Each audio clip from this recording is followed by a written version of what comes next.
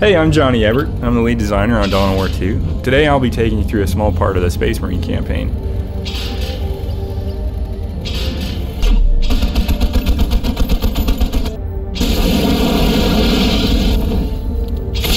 So the first thing you're going to notice about Dawn of War 2 is that cover plays a huge role now. You need to use the terrain to protect your troops from enemy fire. All the bushes, rocks, and fallen trees you see are objects that your squads can use for cover.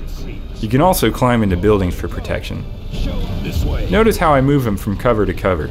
You need to keep your units close to cover if you want to survive in Dawn of War 2. Looks like we've spotted some orcs up ahead. This is a great opportunity to show off Thaddeus' natural ability, Squad Jump.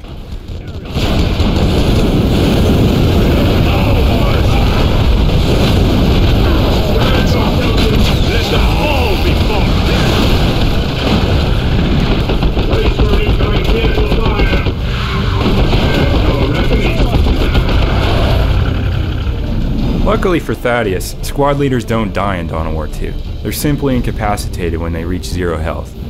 We can revive Thaddeus with another squad leader now.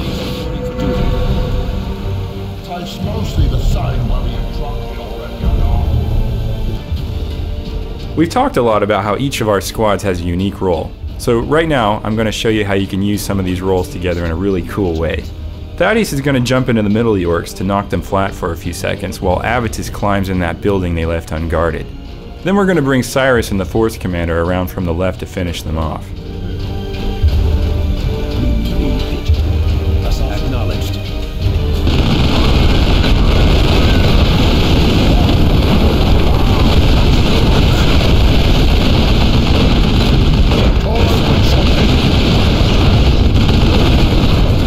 This is just one of the many ways you can combine your squad roles for deadly effect.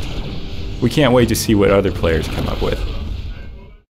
Up ahead you see a shrine to the Emperor. If we capture it, we'll increase morale across the sector and stabilize the planet. But capturing this shrine is going to be difficult. The orcs know the value of the shrine just like we do, and they keep it under heavy guard. We're taking a real risk going after this shrine, but we think the benefits are worth it.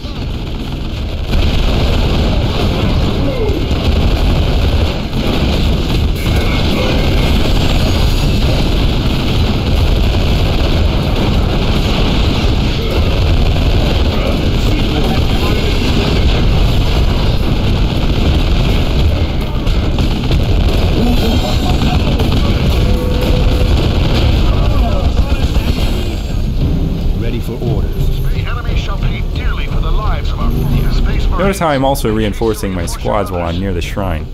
That's yet another benefit to capturing territory in Dawn of War 2. Take your position, brother. Now you are a devastator, brother. Accessories are something you gain over the course of the campaign. Some of them are also extremely rare, but we compensate for this by trying to make them as over the top as possible. The orbital bombardment beacon is a perfect example of this.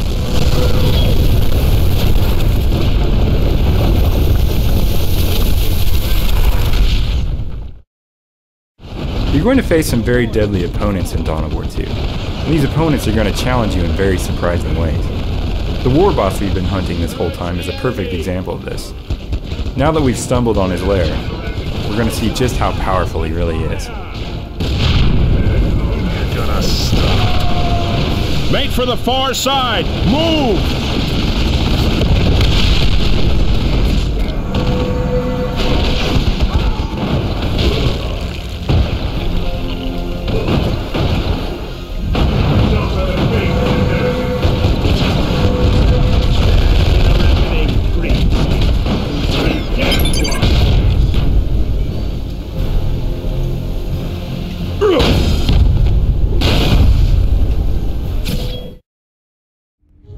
You'll notice that we picked up a few new pieces of war gear in our last mission.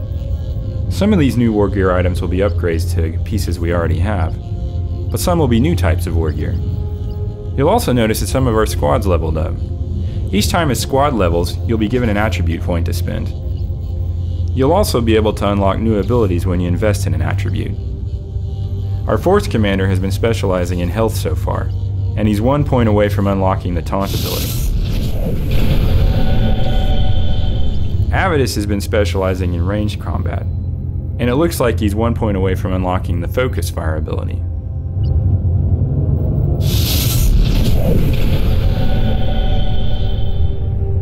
We've really enjoyed showing you this small portion of the Space Marine campaign. We can't wait to show you more later in the year.